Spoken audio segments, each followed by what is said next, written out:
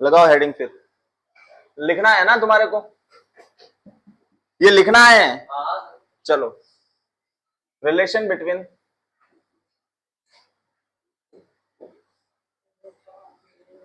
Electric field and electric potential, relation between electric field and electric potential. लिखो topic का नाम, relation between electric field and electric potential. बड़े कल अपन ने जो पढ़ा था, अभी तक अपना जो सिलेबस में टॉपिक हो चुका है वो क्या है? Potential due to a point charge, potential due to a dipole, potential due to a shell, potential due to system of charges, ये सारा हो चुका है। आज का जो टॉपिक है वो क्या? Relation between electric field and electric potential. अब अपना जो नॉलेज है उसके अकॉर्डिंग पहले अपन ने स्टडी किया था कि इलेक्ट्रिक फील्ड जहां जीरो होगा वहां पे वोल्टेज भी कितना होता है आपका? जीरो होता है। लेकिन कल वाला जो टॉपिक आया था उस टॉपिक के अकॉर्डिंग अगर देखें तो कल अपन ने ये सीखा था जहां इलेक्ट्रिक फील्ड जीरो होता है वहां पे वोल्टेज हर बार जीरो हो, ये कोई श्योरिटी नहीं है, ये ऐसी कोई कंडीशन नहीं है। वहां पे आपका वोल्टेज कांस्टेंट भी हो सकता है और कांस्टेंट हर बार उसका कुछ ना कुछ वैल्यू रहेगा। आज का जो टॉपिक है वो क्या है? Relation between electric field and electric potential. बहुत इंपॉर्टेंट टॉपिक है ये, डेरिवेशन एज इट इज आपका बोर्ड पूछता भी है, ध्यान रखना, ठीक है। बड़े आगे 2 नंबर का डेरिवेशन पूछा जाता है ये कि derive the relation between electric field and electric potential. तो सबसे पहले हमने मान लिया कि एक पॉइंट चार्ज है आपका प्लस क्यू, ये प्लस क्यू क्या जनरेट कर रहा है? Electric field. ये प्लस क्यू क्या जनरेट कर रहा है? Electric field. अब देखिए, तो ये प्लस क्यू वोल्टेज भी तो जनरेट करता है या नहीं करता है? यहां पे मान लीजिए मैंने 2 पॉइंट मान लिए ए और बी, और इन दोनों पॉइंट्स के बीच का ये जो डिस्टेंस है ये मैंने कितना मान रखा है? dx। कितना डिस्टेंस मान रखा है मैंने? dx। ये प्लस क्यू क्या जनरेट कर रहा है? आपका इलेक्ट्रिक फील्ड जनरेट कर रहा है, और दोनों पॉइंट्स के बीच का डिस्टेंस मैंने कितना मान लिया? एक चार्ज है आपका क्यू नॉट, इसको मैं कितना मूव कर रहा हूं? dx। अच्छा, चार्ज को मैं इधर मूव करूंगा, चार्ज को किधर मूव करेंगे अपन? इस डायरेक्शन में मूव करेंगे। तो चार्ज और इलेक्ट्रिक फोर्स, अच्छा इस चार्ज के ऊपर लगने वाला इलेक्ट्रिक फोर्स का डायरेक्शन क्या होगा? इधर होगा, एफ ई। तो कितना मूव किया? वर्क डन, किसकी बात कर रहे हैं अपन? Work done in moving q naught by dx. कितना मूव कर रहे हैं अपन क्यू नॉट को? डीएक्स से मूव कर रहे हैं, तो वर्क डन कितना होगा? डी डब्ल्यू, और इसका फॉर्मूला क्या होता है? Force into displacement into cos theta. अगर यहाँ पे cos थीटा की बात करें तो dx इधर है और एफ ई इधर है, एंगल कितना बन रहा है यहाँ पे? 180। तो dw का अगर फॉर्मूला लिखें वापस से तो f इंटू क्या बनेगा? ये dx into cos 180। How much is the value of cos 180? -1। तो dw is equal to force हो जाएगा आपका q naught into e into क्या माना जाएगा आपका? dx into cos 180। कॉस 180 कितना होता है आपका? -1। माइनस कहां चला जाएगा आपका? बाहर की ओर चला जाएगा। तो डी डब्ल्यू अपॉन मैंने क्या कर दिया? Q not. क्यू नॉट को उधर भेजेंगे, डिवाइड में चला जाएगा, और इसका फॉर्मूला क्या आ गया है? माइनस का ई इंटू क्या बन चुका है? ये आपका dx. Now we know that since work upon charge का फॉर्मूला क्या होता है, तो डी डब्ल्यू अपॉन क्यू नॉट का फॉर्मूला क्या बन जाएगा आपका? डीवी। वर्क अपॉन चार्ज क्या होता है आपका? वोल्टेज होता है, तो डी डब्ल्यू अपॉन चार्ज क्या हो जाएगा? डीवी हो जाएगा। तो इसको अपन रिप्लेस करेंगे तो dv is equal to formula क्या आया? माइनस का ई इंटू क्या हो चुका है आपका? डीएक्स। यानी E is equal to minus का dv upon dx. E is equal to minus का dv upon dx.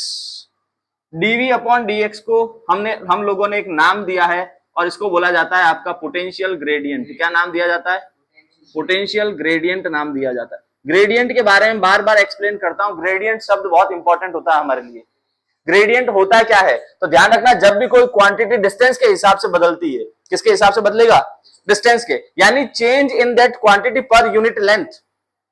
Change in that particular quantity per unit length क्या कहलाता है? ग्रेडियंट कहलाता है। आपने 11th क्लास में विस्कोसिटी ग्रेडियंट पढ़ा था।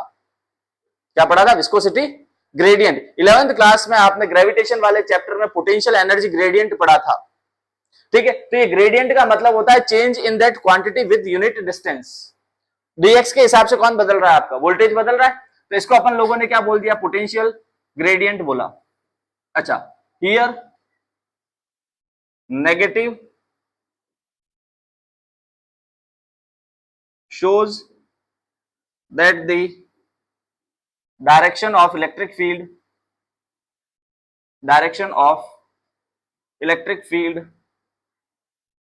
is towards the decreasing potential. Important note है, ये ध्यान रखना, ये नोट इंपॉर्टेंट है कि नेगेटिव, यहां पे ये भी बोर्ड ने पूछा हुआ है कि ये जो हमारा फॉर्मूला होता है इसमें ये नेगेटिव क्या रिप्रेजेंट करता है, तो नेगेटिव बता रहा है कि इलेक्ट्रिक फील्ड उस डायरेक्शन में होगा जिधर वोल्टेज क्या हो रहा है, आपका डिक्रीज हो रहा है। आप देखिए इधर से अगर मैं इधर चलूंगा, आप बताओ मेरे को इस प्लस क्यू के कारण ए पे वोल्टेज ज्यादा होगा या बी पे ज्यादा होगा वोल्टेज? अपना जो नॉलेज है उसके अकॉर्डिंग हमारा वोल्टेज का फॉर्मूला क्या है पॉइंट चार्ज का, के क्यू अपॉन आर, यानी कि अगर V की बात करें तो V is inversely proportional to R, R बढ़ेगा तो V क्या होता जाएगा, घटेगा। मेरे को बताइए Q से A पॉइंट पास में है या B पॉइंट पास में जाए? Q से A पॉइंट पास में है या B पॉइंट पास में है? A पॉइंट पास में, तो यहाँ का वोल्टेज ज्यादा होगा और यहाँ का वोल्टेज कैसा होगा, कम। तो अगर मैं A से B पे जा रहा हूं तो पोटेंशियल घट रहा है या बढ़ रहा है? पोटेंशियल इंक्रीज हो रहा है डिक्रीज हो रहा है? इंक्रीज हो रहा है। मैं A से B पे जा रहा हूं तो यहाँ का पोटेंशियल ज्यादा है, यहाँ का कम है, तो डिक्रीज हो रहा है ना। और इलेक्ट्रिक फील्ड किधर है, इधर ही तो है, तो इलेक्ट्रिक फील्ड का डायरेक्शन किधर है, जिधर वोल्टेज क्या हो रहा है, डिक्रीज हो रहा है। यहाँ पे यही लिखा गया है कि इलेक्ट्रिक फील्ड का डायरेक्शन किधर है, डिक्रीजिंग पोटेंशियल की तरफ होता है। Now if we define potential gradient, हम किसको डिफाइन करना चाहते हैं, पोटेंशियल ग्रेडियंट को अगर डिफाइन करना चाहें तो पोटेंशियल ग्रेडियंट का फॉर्मूला क्या होता है, देखिए फॉर्मूला क्या, डेफिनेशन हम बात कर रहे हैं potential gradient, potential gradient, potential gradient, it is the change in potential per unit length, एक यूनिट लेंथ पर पोटेंशियल में जो चेंज आएगा उसे अपन क्या बोलेंगे, पोटेंशियल ग्रेडियंट बोलते हैं।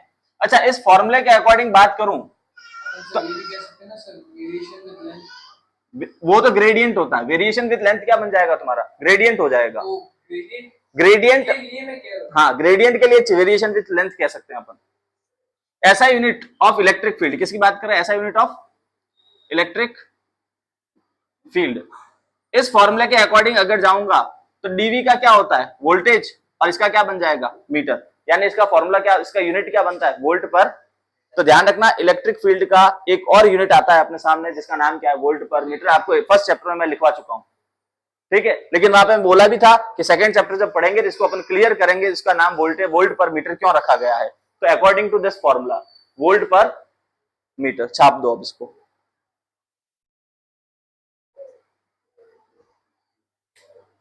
The electric field between two metal plates 3 mm apart connected to the battery। Solution करने का अपना मेथड क्या था, जो गिवन पैरामीटर है उसको क्या करेंगे अपन, पहले लिख देंगे।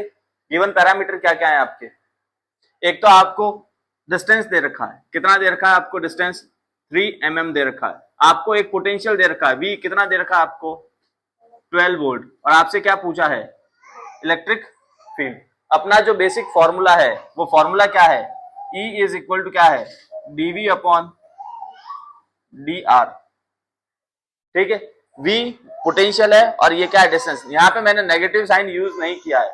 नेगेटिव साइन यूज नहीं करने का रीजन है कि नेगेटिव साइन हमको केवल और केवल क्या बताता है, डायरेक्शन बताता है। तो इसके अंदर अगर वोल्टेज के बारे में बात करेंगे तो कितना है आपका 12, और ये कितना दे रखा है 3 mm। mm को आप मीटर में कन्वर्ट करेंगे तो क्या बन जाएगा, 12 अपॉन 3 इंटू 10 की पावर -3, 12 अपॉन 3 इंटू 10 की पावर 3, यानी कि 4 इंटू 10 की पावर 3 वोल्ट पर मीटर इसका आंसर हो गया। This is the value of electric field between these two plates. In the electric field between two metal plates 3 mm apart connected to the battery. Solution करने का अपना method क्या था, जो given parameter है उसको क्या करेंगे अपन, पहले लिख देंगे। गिवन पैरामीटर क्या क्या है आपके, एक तो आपको डिस्टेंस दे रखा है, कितना दे रखा है आपको, डिस्टेंस 3 mm दे रखा है। आपको एक पोटेंशियल दे रखा है V, कितना दे रखा है आपको, 12 वोल्ट। और आपसे क्या पूछा है, इलेक्ट्रिक फील्ड। अपना जो बेसिक फॉर्मूला है वो फॉर्मूला क्या है, E इज इक्वल टू क्या है, dV अपॉन dr। ठीक है, V पोटेंशियल है और ये क्या है, डिस्टेंस। यहाँ पे मैंने नेगेटिव साइन यूज नहीं किया है। नेगेटिव साइन यूज नहीं करने का रीजन है कि नेगेटिव साइन हमको केवल और केवल क्या बताता है, डायरेक्शन बताता है। तो इसके अंदर अगर वोल्टेज के बारे में बात करेंगे तो कितना है आपका 12, और ये कितना दे रखा है 3 mm। mm को आप मीटर में कन्वर्ट करेंगे तो क्या बन जाएगा 12 अपॉन 3 इंटू 10 की पावर -3, 12 अपॉन 3 इंटू 10 की पावर 3, यानी कि 4 इंटू 10 की पावर 3 वोल्ट पर मीटर इसका आंसर हो गया। This is the value of electric field between these two plates. Question कहना क्या चाह रहा है, एक इनफाइनाइट मेटल शीट है जिसकी चार्ज डेंसिटी दे रखी है। अच्छा, मेटल शीट की चार्ज डेंसिटी को किससे बताया जाएगा, एरियल, वॉल्यूमेट्रिक या लीनियर। शीट का चार्ज डेंसिटी क्या होता है, एरियल, वॉल्यूमेट्रिक या लीनियर। इट इज एरियल, यानी ये वाला चार्ज डेंसिटी कौन सा है आपका, सिग्मा इज इक्वल टू कितना गिवन है 10 की पावर -8 कूलम पर मीटर स्क्वायर। अच्छा, पोटेंशियल डिफरेंस कितना दे रखा है, V कितना दे रखा है आपको 5 वोल्ट। आपसे पूछा क्या जाता है इस क्वेश्चन के अंदर कि हाउ फार, यानी आपसे क्या पूछा जाता है, आपको डिस्टेंस पूछा जाता है। ये बस इंफॉर्मेशन गिवन है। अब अपन को पता है अपना फॉर्मूला क्या होता है, E is equal to formula क्या होता है, dV अपॉन dr, यही होता है फॉर्मूला। या इसको मैं क्या लिखता हूं, V अपॉन r। माइनस केवल डायरेक्शन के लिए था, हम लोग यहां यूज नहीं कर रहे हैं। अब बताइए एक इलेक्ट्रिक फील्ड हमको गिवन है कि नहीं है जय, इस पूरे क्वेश्चन में कहीं पे इलेक्ट्रिक फील्ड गिवन है कि नहीं है, नहीं है। अच्छा, एक शीट का इलेक्ट्रिक फील्ड कितना होता है, एक शीट का इलेक्ट्रिक फील्ड होता है आपका सिग्मा अपॉन 2 एप्सिलॉन नॉट। याद करिए, एक इनफाइनाइट प्लेन शीट है जिसके कारण r डिस्टेंस पर इलेक्ट्रिक फील्ड का वैल्यू क्या था आपका, सिग्मा अपॉन 2 एप्सिलॉन नॉट। ये किसके बराबर आ जाएगा आपका, V अपॉन r।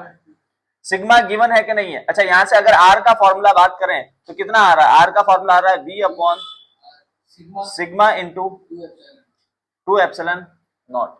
तो यहां से अगर लिखेंगे तो r is equal to V कितना दे रखा है 5, सिग्मा कितना है 10 की पावर -8 इंटू 8 पॉइंट इंटू क्या है आपका पहले 2 इंटू 8.85 इंटू 10 की पावर -12 एप्सिलॉन नॉट हो गया आपका ये। तो अगर यहां से डिस्टेंस की बात करें तो कितना आ रहा है 5 इंटू 2 कितना हो जाएगा 10 इंटू 8.85 इंटू 10 की पावर -12 इंटू 10 की पावर +8। ये नीचे वाला जो भी पावर है ऊपर जाके क्या बन जाएगा आपका माइनस का प्लस हो जाएगा।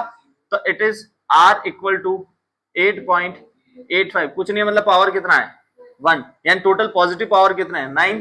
तो ये इंटू 10 की पावर -3 मीटर, यानी r is equal to 8.85 millimetre. समझ आ गया आपको। देखो इस प्रकार के क्वेश्चन में गिवन नहीं था इलेक्ट्रिक फील्ड, तो मेरे को पता है शीट का इलेक्ट्रिक फील्ड कितना होता है सिग्मा अपॉन 2 एप्सिलॉन, उसको रखा और हम लोग इसको आंसर ले आए। लिखना स्टार्ट करिए।